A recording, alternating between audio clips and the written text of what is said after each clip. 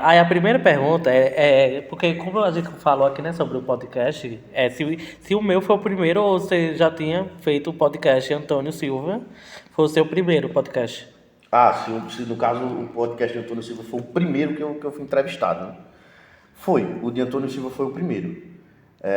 Surpreendentemente, Antônio era um locutor de lá de São João, e ele foi, eu acho que um dos pioneiros na região, na época, porque a gente estava até conversando em off, que a região aqui, ela ficou, na época da pandemia, ela fez um erro muito grande. Qual foi o erro?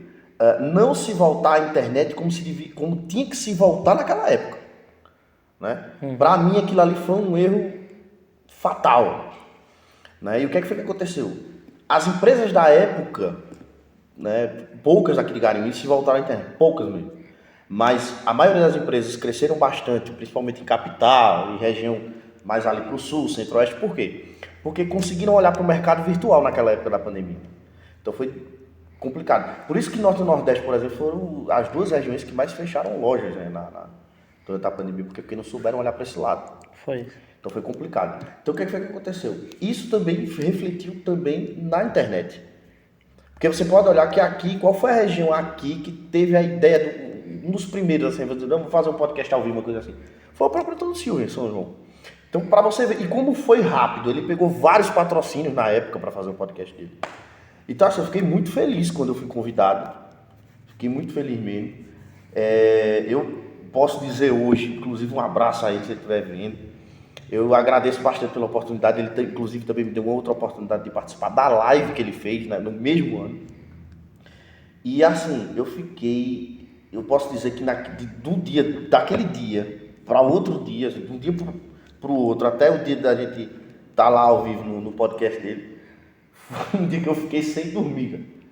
Eu fiquei sem dormir, porque eu fiquei pensando. Eu assisti 2 podcasts, inclusive, ainda, que era para entender mais ou menos como é que era o jogo que funcionava. Porque eu sabia que não era entrevista, pô. Eu sabia que ele não ia chegar lá com sei lá, 20 perguntas elaboradas para mim, entendeu? Ele ia chegar lá e ia dizer, mano, conversa. Ele só ia dizer isso, mano, conversa. Dá teu papo, pronto. E aí, o que é que o cara ia falar? O cara sem ter o jogo de cintura. Então aí, depois do dele assim, eu já fiquei mais à vontade e tal. Inclusive, depois eu conversei contigo sobre. Foi. Então aí, desse dia pra frente, cara, a coisa foi evoluindo, sabe? Até depois dele foi você foi no Bom com Arte, né? Conta como foi. O do Bom Quarto foi o seguinte. Isso também foi antes do meu, acho, né?